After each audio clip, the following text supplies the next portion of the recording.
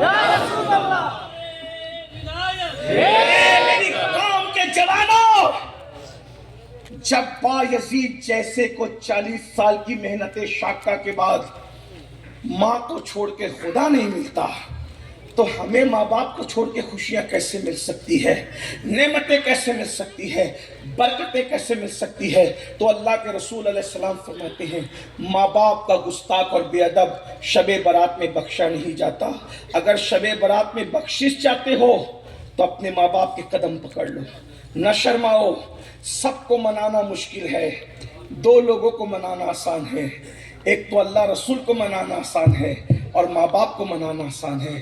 یہ بہت محبت کرتے ہیں ہم سے، اس لیے میری گزارش ہے اپنے ماں باپ کو راضی کر لو، شب برات آنے سے پہلے اپنے ماں باپ کو راضی کر لو۔ اور تیسری اور آخری بات میں اپنی گفتگو سمیٹ لوں، کیونکہ حضور مفتی صاحب قبلہ کی طبیعت بھی علیل ہیں اور انہیں جانا بھی ہے اور وہ بیٹھے ہوئے ہیں اور وقت بھی زیادہ ہوا ہے، مجھے بھی جو وہ ایک پروگرام میں رات کو جانا ہے، تو میں بہت طویل گفتگو کرنے کی بجائے تیسرا کم نصیب جو بخشا نہیں جاتا، جو بخشا نہیں جاتا شب برات میں، وہ ہے نشے کا اور شراب کا عادی۔ اس کی بھی بخشش نہیں ہوتی جب تک وہ توبہ نہ کر لے۔ آج کل میری قوم کے جوان نشے اور شراب کی طرف زیادہ جا رہے ہیں، چھوٹی چھوٹی عمر میں لوگ نشہ کرتے ہیں، اور یہ نشہ، یہ بھی آپ کو بتاؤں، مسلم علاقوں میں خاص طور پہ پرموٹ کیا جا رہا ہے، ٹارگیٹ ہے مسلم علاقے۔ کیوں؟ لوگوں کو مسلمانوں کے ٹیلنٹ سے، صلاحیت سے بہت خطرہ ہے۔ دنیا جانتی ہے جس دن مسلمان پڑھیں گے اس دن کوئی ان کا مقابلہ نہیں کر سکے گا، جس دن مسلمان تجارت کریں گے کوئی ان کے مقابلے میں ٹھہر نہیں سکے گا، جس دن مسلمان سیاست کریں گے اس دن کوئی ان کا مقابل نہیں ہوگا۔ تو ان کو برباد کرنے کے لیے تلوار نہ اٹھاؤ، ان کو برباد کرنے کے لیے گولی نہ چلاؤ، کیونکہ تلوار اٹھائیں گے تو بدنام ہوں گی، گولی چلائیں گے تو اپنا پیسہ خرچہ ہوگا، پیسہ بھی انہی کا، جان بھی انہی کی۔ آسان طریقہ ان کو برباد کرنا ہے، ان کے نوجوانوں کو نشے میں مبتلا کرنا۔ اور آج نشہ پرموٹ ہو رہا ہے، شراب کا نشہ، گولیوں کا نشہ، ایم ڈی کا نشہ، ڈرگس کا نشہ، اور منصوبہ بند طریقے سے پھیلایا جا رہا ہے۔ اور اللہ کے رسول علیہ السلام نے فرمایا نشہ وہ بدترین چیز ہے جس سے قومیں برباد ہو، ام الخبائث کا نشے کو۔ اور یہاں تک فرمایا جس نے شراب کا ایک گھونٹ، صرف ایک گھونٹ شراب کا پیا اور بغیر توبہ کے مر گیا تو قیامت کے دن اٹھے گا، یا تو اس کا چہرہ سور کی طرح ہوگا یا تو بندر کی طرح ہوگا۔ سور اور بندر کی شکل لے کر کے وہ اٹھے گا۔ ایک حدیث پاک میں آیا، اللہ کے رسول صلی اللہ علیہ وآلہ وسلم ارشاد فرماتے ہیں، اللہ کے نبی علیہ الصلوۃ والتسلیم نے فرمایا عبداللہ ابن مسعود سے، اے ابن مسعود، میری امت کے کچھ لوگ ہوں گے جب وہ مریں گے تو اچھے خاصے ہوں گے، جب وہ مریں گے تو ان کے چہرے صحیح سلامت ہوں گے، مگر جب وہ اپنی قبروں سے اٹھیں گے قیامت کے دن یا تو ان کے چہرے سور کی طرح ہوں گے یا تو بندر کی طرح ہوں گے۔ حضرت عبداللہ ابن مسعود نے پوچھا یا رسول اللہ، قبر میں جن کے چہرے سور اور بندر کی طرح کر دیے جائیں گے، کیا وہ آپ کو اللہ کا رسول نہیں مانتے ہوں گے؟ کیا وہ اللہ کو اپنا رب نہیں مانتے ہوں گے؟ کیا وہ قرآن کو اللہ کی کتاب نہیں مانتے ہوں گے؟ تو عبداللہ ابن مسعود سے میرے آقا نے فرمایا، اے ابن مسعود، لوگ اللہ کو رب بھی مانیں گے، محمد الرسول اللہ بھی کہیں گے، قرآن کو اللہ کی کتاب بھی کہیں گے، اس کے باوجود بھی ان کے چہرے قبروں کے اندر سور اور بندر کی طرح ہو جائیں گے۔ عبداللہ ابن مسعود نے پوچھا اس کی وجہ کیا ہے؟ تو میرے آقا مصطفیٰ جان رحمت صلی اللہ علیہ وآلہ وسلم ارشاد فرماتے ہیں دو چیزوں کی وجہ سے ان کے چہرے سور اور بندر کی طرح ہو جائیں گے۔ نمبر ایک، وہ شراب کا نام بدل بدل کر پیئیں گے، اور دوسرا وہ گانے اور میوزک کثرت کے ساتھ سنیں گے۔ تو گانے میوزک کثرت کے ساتھ سننے اور شراب کا نام بدل بدل کر پینے کی وجہ سے ان کے چہرے قبروں میں سور اور بندر کی طرح ہو جائیں گے۔ میں اپنے جوانوں سے پوچھتا ہوں، نشہ کرنے والوں، گندے گندے واحد گانے اور میوزک سننے والوں، آپ بتائیں اگر اپنے چہرے پہ پھنسی آ جاتی ہے تو ہم کالج جانا چھوڑ دیتے ہیں۔ چہرے پہ پھنسی آئے دوستوں کی شادیوں میں نہیں جاتے، چہرے پہ پھنسی آئے محفل میں شرکت نہیں کرتے۔ اگر چہرے پہ پھنسی آ جائے، اور اللہ نہ کرے، ہزار بار نہ کرے، اللہ کسی دشمن کو بھی یہ بیماری نہ دے، اور اگر سفید داغ آ جائے تو سفید داغ والا گھر کے اندر شرمندگی سے پڑا رہتا ہے، اس کو ہر وقت تو شرم آتی ہے۔ جب سفید داغ اور چہرے کی پھنسی لے کر ہم لوگوں کے سامنے نہیں جاتے تو یہ نشے کی وجہ سے اور گانا سننے کی وجہ سے جب یہ چہرے سور اور بندر کی شکل میں اختیار کر جائیں گے، سور اور بندر کی شکل اختیار کر جائیں گے، تو سور کا منہ لے کر اللہ کی عدالت میں کیسے جاؤ گے؟ بندر کا منہ لے کر اللہ کی عدالت میں کیسے جاؤ گے؟ اس لیے میرے بھائیو، اللہ کے رسول صلی اللہ علیہ وسلم نے تو یہاں تک فرمایا جو نشہ کرے اس کو قرضہ بھی مت دو، جو نشہ کرے بیمار پڑ جائے اس کی عیادت کے لیے مت جاؤ، جو نشے کو حلال سمجھ کے کرے اگر مر جائے اس کے جنازے میں شرکت مت کرو۔ نشہ کرنے والوں کو اپنی بیٹی مت دو۔ اللہ کے رسول صلی اللہ علیہ وسلم فرماتے ہیں جو نشہ کرے گا قیامت کے دن اس حالت میں آئے گا کہ اس کا منہ سور اور بندر کی طرح ہوگا، اس کی آنکھوں سے خون بہ رہا ہوگا، اس کے منہ سے پاخانہ نکل رہا ہوگا، اس کے پورے وجود پر جہنم کے سانپ اور بچھو چپکے ہوئے ہوں گے، اور اس وقت اس کی زبان پیاس کی وجہ سے اس کے سینے پہ لٹک رہی ہوگی، وہ چلائے گا ہائے پیاس، ہائے پیاس۔ تو جب وہ پیاس پیاس چلائے گا تو جہنم کا کھولتا وہ پیپ اور خون اس کو پینے کے لیے دیا جائے گا۔ وہ کہے گا ہائے میرے ساتھ یہ کیا کیا جا رہا ہے؟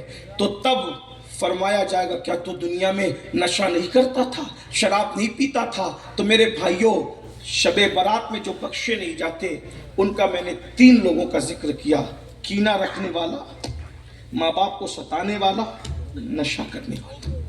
اب اگر ہم بخشے جانا چاہتے ہیں تو اللہ کے رسول فرماتے ہیں اگر یہ لوگ بخشش چاہیں تو ان کو چاہیے کہ اللہ کی بارگاہ میں سچی توبہ کریں۔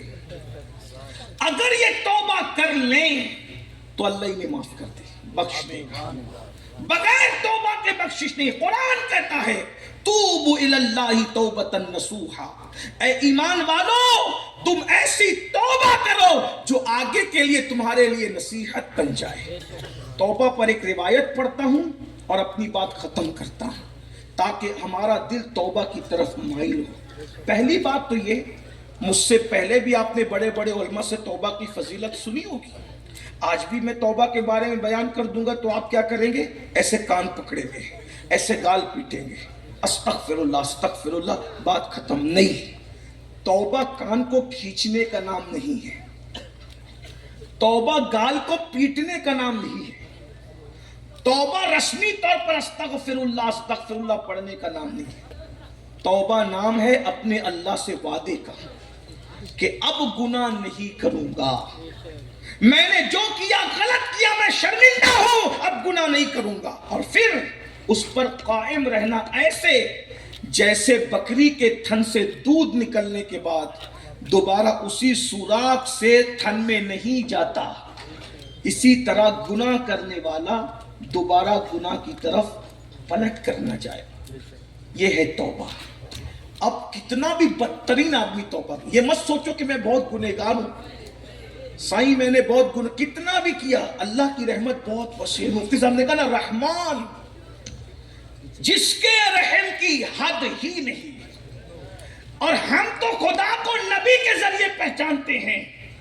جب اس کے محبوب رحمت للعالمین نے فتح مکہ کے دن جان کے دشمنوں کو معاف کیا تو اللہ کے معاف کرنے کی شان کا عالم کیا ہوگا؟ جب اس کا محبوب اس طرح معاف کرتا ہے تو اللہ کی معاف کرنے کی شان کا عالم کیا ہوگا؟ میرا اللہ فرماتا ہے میرے بندے تو کتنا ہی پاپ کر لے، کتنا ہی وہ، اگر تو میری بارگاہ میں توبہ کرے تو میں تجھے بخش دوں گا۔ بلکہ یہاں ہر عدالت میں اقبال جرم کرنے والے کو سزا دی جاتی ہے، لیکن اللہ کی عدالت یہ ہے اگر کوئی اپنے جرم کو قبول کر لے تو اس کو ذلیل نہیں کیا جاتا۔ جاتا, سزا نہیں دی جاتی, بلکہ جو اللہ کی عدالت میں گناہ کو قبول کر کے شرمندہ ہو جاتا ہے اس کے سر پر محبوبیت کا تاج رکھ دیا جاتا ہے, اس کو اپنا محبوب بنا دیا جاتا ہے, اس کو اپنا مقبول بنا دیا جاتا ہے. اور اللہ فرماتا ہے میرے بندو جو میری طرف چل کر آتے ہیں میری رحمت اس کی طرف دوڑ کر جاتی ہے.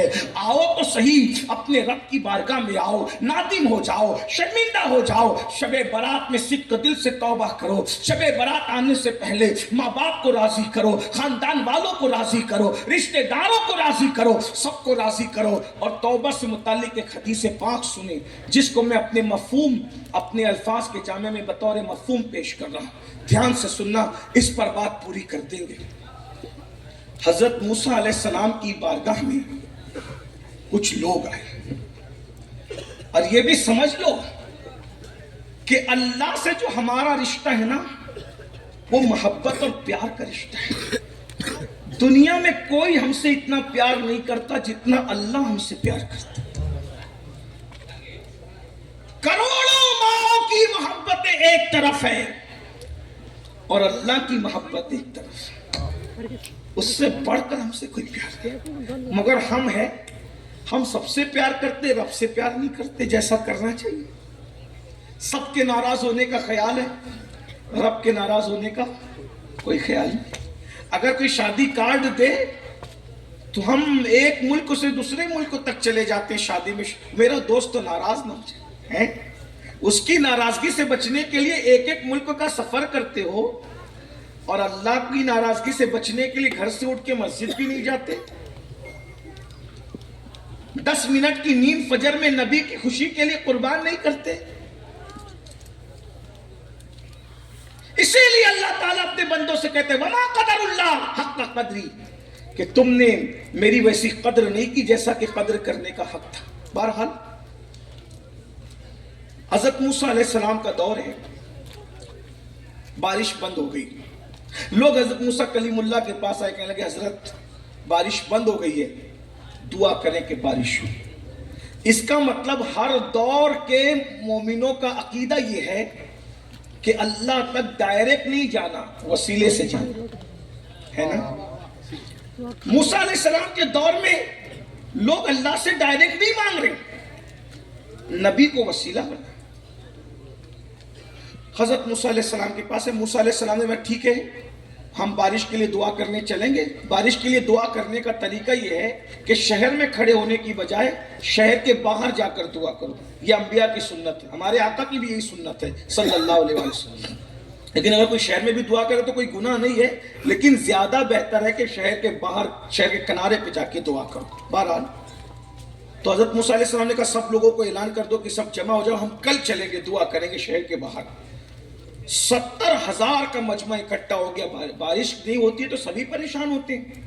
70,000 کا مجمع اکٹھا ہو گیا, چلو بارش کے لیے چلو بارش. اور جب گئے تو دعا کون کر رہا ہے؟ کلیم اللہ, اللہ کا نبی. اللہ بارش برسا دے. جواب آتا ہے موسیٰ تمہاری دعا قبول ہے مگر ہم بارش نہیں برسائیں گے. کیوں؟ کہ اس 70,000 کے مجمع میں ایک ایسا پاپی اور ایسا بدترین آدمی ہے کہ جس نے 40 سال سے میرا نام تک نہیں لیا. وہ میرا غدار ہے, بے وفا ہے میرا, میں اس سے ناراض ہوں. اور ناراض ہو کر ہی میں نے بارش اسی ایک کی وجہ سے روک دی ہے. ایک بندے کی وجہ سے میں نے بارش روک رکھی ہے, میں بارش نہیں برساؤں. تو پھر اب کہا اس کو پہلے باہر کر, نکال کے باہر کر. وہ 70,000 کے مجمع سے اس کو باہر کر دی. جب تک وہ باہر نکلے گا نہیں میں بارش برساؤں گا. حضرت موسیٰ علیہ السلام نے کہا اللہ یہ 70,000 میں کیسے پہچانوں کہ وہ کون ہے؟ تو اللہ نے بتایا نہیں کہ وہ کون ہے. عبداللہ ہے کہ عبد الرحمن ہے, کون ہے نہیں بتایا. کیا کہا آپ اعلان کریے, اس تک آواز پہنچ جائے گی. اللہ بتا نہیں رہے, دیکھ رہے بھائی, بتا دیتا نا کہ وہ فلاں بیٹھا ہوا ہے, نکال کے ہاتھ پکڑ کے باہر کر دو.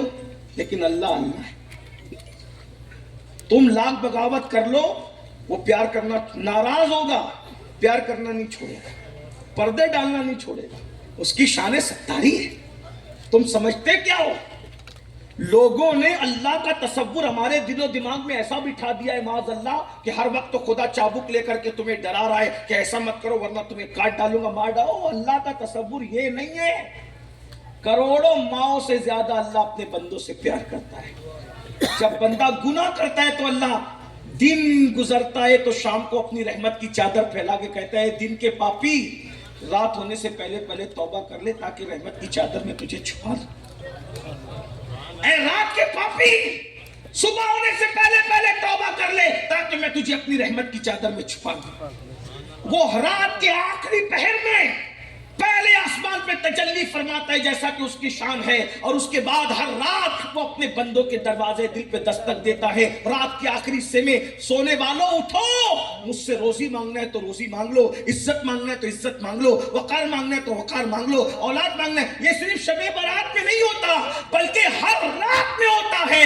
بس شب برات کی خصوصیت یہ ہے کہ ہر رات کے آخری حصے میں اللہ فرماتا ہے جو مانگنا ہے مانگ لو، مگر شب برات کی خصوصیت یہ ہے کہ رات کے آخری حصے میں نہیں بلکہ سورج غروب ہونے سے لے کے فجر تک اللہ پوری رات کہتا ہے جو مانگنا ہے مانگ لو میں تمہیں ضرور عطا کروں گا۔ لیکن ہم ہیں کہ سب سے مانگنا چاہتے ہیں، رب سے نہیں مانگنا۔ اگر اللہ سے اپنی بات منوانا ہے تو رات کے آخری حصے میں دعا کر کے دیکھو۔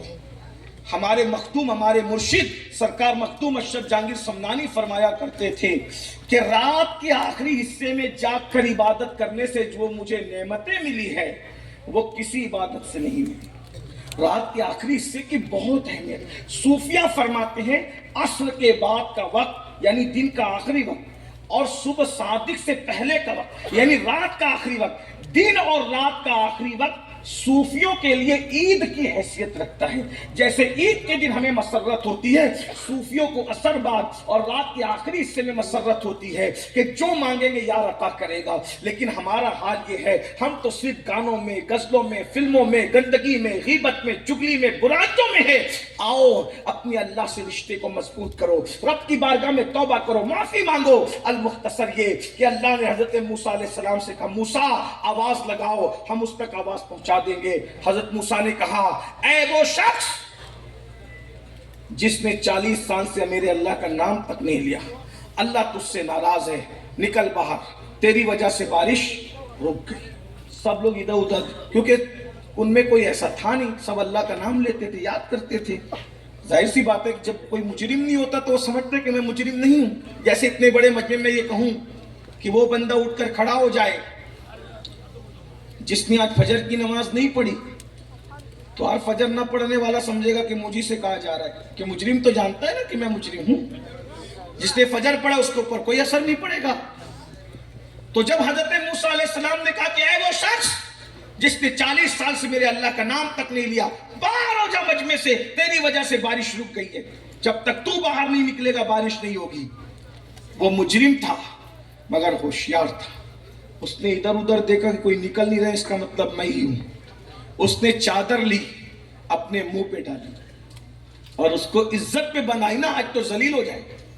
خیال آیا کہ یہ تو کچل کے مار ڈالیں گے مجھے کہ تیری وجہ سے پوری قوم پریشان ہوئی، ظالم میری عزت چلی جائے گی، عزت کے ساتھ جی نہیں سکوں گا۔ تو چونکہ توبہ کرنے کے لیے ہمیں کہیں جانے کی ضرورت نہیں ہے، کیونکہ ہمارا اللہ ہماری شعرک سے زیادہ قریب ہے۔ نحن اقرب الیہ من حبل الورید، بس اس کے پیاروں کا وسیلہ پیش کرو، جہاں کھڑے ہو وہیں سے توبہ کرو۔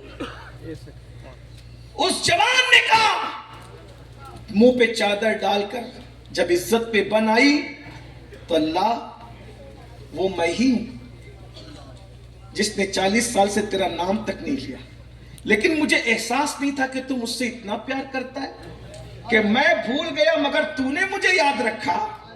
تو مجھے یاد رکھے ہوئے نا کہ تو اپنے کلیم سے کہہ رہا ہے کہ وہ مجھے یاد نہیں کرتا۔ ارے مجھے یاد نہیں کرتا اس کا مطلب تو نے مجھے یاد رکھا ہے، تیری رحمت نے مجھے نہیں بلایا، مجھے تو یہ احساس ہی نہیں تھا۔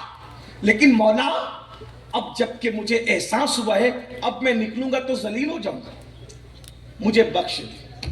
یہ کہا اور 2 ٹپ ٹپ آنسو آنکھ سے نکلے اور گال پر آ گئے۔ ادھر گالوں پہ آنسو آنا تو کہنے لگا مجھے ذلیل کر کے تیرا فائدہ کیا ہے؟ اگر مجھے بخش دے تو تیرا نقصان کیا ہے؟ جب ذلیل کرنے میں کوئی فائدہ نہیں ہے، بخش دینے میں کوئی نقصان ہے، تو مجھے بخش دے. میں وعدہ کرتا ہوں سچے دل سے، آج کے بعد ایک قدم بھی تیری مرضی کے خلاف نہیں اٹھاؤں گا، بس مجھے بخش دے. بس اتنا کہنا تھا. ابھی وہ چہرے سے ڈھلک کر آنسو زمین پر بھی نہیں آئے تھے، کالی کالی گھٹائیں چھا گئی اور ایسا برسا کہ کوئی اپنی جگہ سے ہٹ نہ سکا، جل تھل ہو گیا. حضرت کلیم نے کہا مولا یہ کہا گیا تھا کہ نہیں برسائیں گے، کوئی نکلا بھی نہیں اور برس گئی. ارشاد ہوتا ہے موسیٰ جس کی وجہ سے روک رکھی تھی اسی کے صدقے میں برسا دیا ہے، اسی کی وجہ سے باران رحمت کا نزول کر دیا ہے. تو حضرت کلیم نے کہا چند لمحوں میں مردود محبوب ہو گیا، وجہ کیا ہے؟ تو آواز آتی ہے اس نے توبہ کر لی ہے، اس نے توبہ کر کے معافی مانگ لی ہے، ہم نے اس کو اپنا محبوب بنا لیا ہے. اب میرے اللہ کی محبتیں دیکھو مسلمانوں، اللہ کی محبتوں کا احساس کرو، اس کے ہو کے رہ جاؤ. ارے سب سے پیار کیا ہے، اللہ رسول سے پیار کر کے دیکھو، سب کے قریب آئے ہو، اللہ رسول کے قریب آ کر کے دیکھو. حضرت موسیٰ علیہ السلام جیسا پیغمبر اللہ کا کلیم اور پیغمبر کہہ رہا ہے میرے اللہ کون ہے؟ ذرا بتانا وہ کون ہے. توجہ ہے آپ کی، اس کو یاد رکھ لیں اللہ کیا محبت کرتا ہے آپ سے. ہم سے حضرت موسیٰ کہتے ہیں اللہ وہ کون ہے ذرا مجھے بتا تو صحیح. ندا آتی ہے موسیٰ نہیں بتائیں گے، تجھے نہیں بتائیں گے اس کو. تو اس کی مولا میں دیکھنا چاہتا ہوں وہ کون ہے. تو کہا نہیں بتائیں گے. کہا کیوں؟ کہا جب غدار تھا، باغی تھا، میرا نام نہیں لیتا تھا، تب بھی میں نے پردے ڈال رکھے تھے، اس کو ذلیل نہیں کیا تھا. اب تو توبہ کر کے میرا محبوب بن گیا ہے، اب بتا کر کے اس کو ذلیل کیسے کر دوں، اب بتا کر اس کو رسوا کیسے کر دوں. یہ اللہ کی محبتیں ہمارے ساتھ. میرے بھائیوں آؤ نا صدق دل سے توبہ کرو، نمازوں کی پابندی کرو، ایک دوسرے سے پیار کرو، محبت کرو اور اپنے اور بیگانے میں فرق کرو. اس دنیا میں جیو، سر اٹھا کے جیو، منصوبہ بندی کے ساتھ جیو، ترقی کے ساتھ جیو. اپنے قائدین کے جو تمہارے خیر خواہ ہیں ان کے پیچھے چلو، ان کا سپورٹ کرو. دوستوں کے مقابلے میں دشمن کو پرموٹ مت کرو، ظالموں کو پرموٹ مت کرو. اس لیے کہ اپنا اپنا ہوتا ہے، پرایا پرایا ہوتا ہے. یاد رکھنا پھول پھر پھول ہے، پھول پھر پھول ہے، کوئلہ پھر کوئلہ ہے. اگر پھول سوکھ جائے گا تو بھی وہ خوشبو دے گا، کوئلہ ٹھنڈا ہو جائے گا پھر بھی وہ ہاتھ کالے کرے گا. اس لیے کوئلے سے رشتہ جوڑ کر اپنے ہاتھوں کو کالے مت کرو، بلکہ محمد الرسول اللہ کے غلاموں سے رشتہ رکھ کر اپنے وجود کو معطر کرو، خوشبو کی طرف آؤ. اور بس جاتے جاتے اتنی عرض کر دوں، نصیحت سمجھے، وصیت سمجھے، گزارش سمجھے، ریکویسٹ سمجھے، جو سمجھے، اگر آپ کو ملک ہندوستان میں ترقی کے ساتھ جینا ہے، دوسری قوموں کے کاندھے سے کاندھا لگا کے جینا ہے، تو 3 چیزوں پہ محنت کرو. 3 پوائنٹس، پوری تقریر یاد رہے نہ رہے اس کو یاد رکھو. 3 چیزوں پہ محنت کرو. نمبر 1 دیندار بنو. دین کے بغیر ترقی تمہیں نہیں ملے گی. کل بھی ترقی ملی تھی دین کی وجہ سے، آج بھی ترقی تھی. دیندار کا مطلب صرف ٹوپی کرتا والا دیندار نہیں. دیندار کا مطلب ویسا دیندار جیسا رسول اللہ بنانے کے لیے آئے تھے. نماز وقت پہ ادا ہو، رمضان شریف میں روزے ادا ہو، اللہ نے مال دیا ہے تو 2.5% زکوٰۃ نکالو، اللہ نے صاحب استطاعت کیا ہے حج کرو، عمرہ کرو، اور ایک دوسرے سے محبت اس طرح کرو جیسے صحابہ کرتے. کیسے کرتے؟ آج تم اپنے بھائی سے بھی چھپا کر کھاتے ہیں. صحابہ کیسے دیندار تھے اس کے جھلک. ایک صحابی کے گھر مہمان آئے، انہوں نے بکری ذبح کی، اور بکری ذبح کی تو انہوں نے اپنی بیوی سے کہا دیکھو ہم تو مہمان کے ساتھ بکری کا گوشت تو کھا لیں گے، ہمارے پڑوسی نے بہت دنوں سے بکری کا گوشت نہیں کھایا ہے، تو بکری کا سر اور پیر اس کو تحفے میں بھیج دیتے تاکہ وہ بھی کھا لیں. یعنی جو اپنے لیے پسند کرو اپنے مومن بھائی کے، وہ بھی بکری کا گوشت کھا لے. اس پڑوسی کے گھر سر اور پیر بھیج دیے. وہ پڑوسی بھی حضور کا تربیت یافتہ تھا، صحابی تھا. انہوں نے کیا کہا اپنی بیوی سے ہم تو کھاتے ہی رہتے ہیں، ہم سے زیادہ ہمارے پڑوسی کو ضرورت ہے. انہوں نے بھی، وہ بھی تربیت یافتہ تھے، انہوں نے کہا ہم بھی تو کھاتے رہتے ہیں، ہمارے یہاں سے زیادہ بچے پڑوس کے ہیں ان کو دے دیتے، ان کو زیادہ ضرورت ہے. پورے محلے میں وہ بکری کا سر اور گوشت تو گھومتے آخری میں جہاں سے نکلے تھے وہیں پر واپس پلٹ آئے. یہ محبتیں تھی، یہ دینداری تھی. آج کل یہ محبتیں روٹ گئی ہیں. بس دشمنی دشمنی دشمنی، اختلاف اختلاف اختلاف. وہ پٹھان ہے، وہ فلاں ہے، وہ فلاں ہے، وہ فلاں ہے. میرے بھائی ہم سب حضور کے غلام ہیں، اور اس سے بڑی ہماری کوئی پہچان نہیں ہے، اس سے بڑا ہمارا کوئی اعزاز نہیں ہے، اس سے بڑا کوئی ہمارا تمغہ نہیں ہے کہ ہم حضور کے غلام ہیں. حضور کی غلامی پہ ناز کرو، اپنی برادریوں پہ کیا فخر کرتی؟ کوئی برادری چھوٹی نہیں، کوئی بڑی نہیں. کلکم من آدم و آدم من تراب، تم سب آدم کے بیٹے ہو، اور اللہ نے آدم کو مٹی سے پیدا کیا. اگر کسی کو عزت ملے گی، ان اکرمکم عند اللہ اتقاکم، اللہ کے نزدیک عزت والا وہ ہے جو پرہیزگار اور متقی ہے. تو پہلی چیز دیندار بن. نمبر 2، دوسری چیز مالدار بن. اس لیے کہ غربت کبھی کبھی انسان کو کفر تک لے جاتی ہے. تجارت کرو، محنت کرو. نوجوانوں سے خاص، آج کل کے نوجوان چھوکرے کام دھام پہ توجہ نہیں دیتے، وہ صرف فیشن پہ توجہ. میں اچھا لگنا چاہیے. میرے بھائی اگر عزت کے ساتھ جینا چاہتا ہے تو مال کما، حلال ذریعے سے مال کما. مال ضروری ہے. رسول اعظم سے لے کے غوث اعظم تک یہ سب مالدار لوگ. امام حسن اور امام حسین جن کا ذکر کرتے ہو، کیا سمجھتے؟ غریب لوگ تھے. تمہارے یہاں کا بڑے سے بڑا آدمی فقیر کو 50 روپے نہیں دیتا. امام حسن اور امام حسین کی چوکھٹ پہ لوگ بھیک مانگنے آتے تھے، ایک ایک وقت میں 50-50 ہزار دیتے تھے، اور کہتے تھے تم ایسے وقت میں ابھی کم ہے، اگر پہلے آتے تو اور زیادہ عطا کرتے. جو بھکاریوں کو 50-50 ہزار دیتے یہ غریب لوگ ہوں گے، مفلس لوگ ہوں گے؟ نہیں، یہ مالدار لوگ تھے. سرکار غوث پاک تو اتنے مالدار تھے کہ اتنا مہنگا کرتا پہنتے تھے، لباس پہنتے تھے کہ اتنے مہنگے کپڑے بادشاہ کو بھی میسر نہیں آتے تھے. تو دیندار بنو، مالدار بنو. اور تیسری اور آخری چیز ایجوکیشن پہ محنت. ان پڑھ نہیں رہو. بڑے بوڑھے لوگوں سے گزارش، تمہارا دور گزر گیا. اگر اپنے بچوں کو عزت کے ساتھ جیتا دیکھنا چاہتے ہو تو ایجوکیشن پہ محنت کرو. دنیاوی ایجوکیشن کم سے کم ہر بیٹا بیٹی کو اتنا ہو کہ ہر بیٹا بیٹی گریجویٹ ہو. کم سے کم اتنا، کم سے کم، زیادہ جتنا دلا سکتے ہو. کیونکہ مولا علی سرکار فرماتے ہیں کہ تمہارے ماں باپ نے تم کو جو علم دیا اس سے زیادہ علم تم اپنے بچوں کو دو، کیونکہ تمہارے بچوں کا دور تمہارے دور سے تیز رفتار ہوگا. یہ مولا علی نے آج سے 1450 سال پہلے ہمیں فرمایا تھا کہ تمہارے بچوں کا دور تمہارے دور سے زیادہ تیز رفتار ہوگا. تم نے بچپن میں کبھی موبائل کا نام بھی سنا تھا؟ آج تمہارے 3-3 4-4 سال کے بچے موبائل پہ گیم کھیلتے ہیں. تو ان کا دور کتنا تیز رفتار ہے. یہاں پر جیسلمیر تک آنے کے لیے ایک دور تھا کہ بیل گاڑیاں چلتی تھی، آج فلائٹ سے لوگ آ جاتے ہیں. دور تیز رفتار ہے کہ نہیں ہے؟ تو جتنا علم تمہارے ماں باپ نے دیا اس سے زیادہ علم تم اپنے بچوں کو دو. دنیاوی تعلیم کم سے کم گریجویٹ سے کبھی کوئی رکنا نہیں، اور دینی تعلیم اتنی کہ گھر میں بچہ پیدا ہو تو اذان بھی تم نے دینا، اور اگر کسی کا انتقال بھی ہو جائے تو جنازہ تم پڑھانے کے قابل رہو. اتنا علم، دینی علم بھی تمہارے پاس ہونا چاہیے. حلال و حرام میں فرق کر سکو، تمیز کر سکو، اتنا علم ہر بچے بچی کے پاس ہونا چاہیے. اب آپ کیا کہتے ہیں؟ نہیں سائنس جو ہے وہ تعلیم بہت مہنگی ہو گئی، بہت مہنگی، ہمارے بس کی بات نہیں. میں پوچھتا ہوں، کیا جینس اور ٹی شرٹ مہنگی نہیں ہوئی؟ کیا شکر اور تیل مہنگا نہیں ہوا؟ کیا زمین اور جائیداد مہنگی نہیں ہوئی؟ کیا موبائل اور موبائل کا ریچارج مہنگا نہیں ہوا؟ جب ہر مہنگی چیز سے تم مقابلہ کر رہے ہو تو صرف تعلیم ہی تمہیں مہنگی نظر آتی ہے.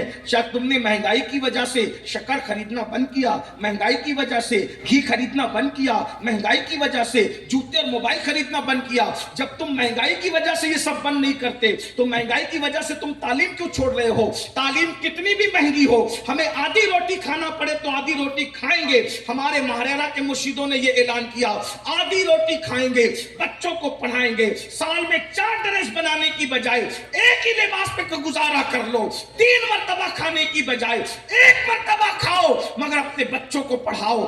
10 سال تک اگر مسلمان علم پہ محنت کرے گا، آنے والا دور انشاءاللہ انقلابی دور ہوگا، تبدیلی کا دور ہوگا. علم پہ محنت کر کے دیکھو، دنیا بھی سنور جائے گی، آخرت بھی سنور جائے گی. اللہ کے رسول نے 23 سال کی قلیل مدت میں جو انقلاب برپا کیا تھا وہ خالص علمی اور تعلیمی انقلاب تھا.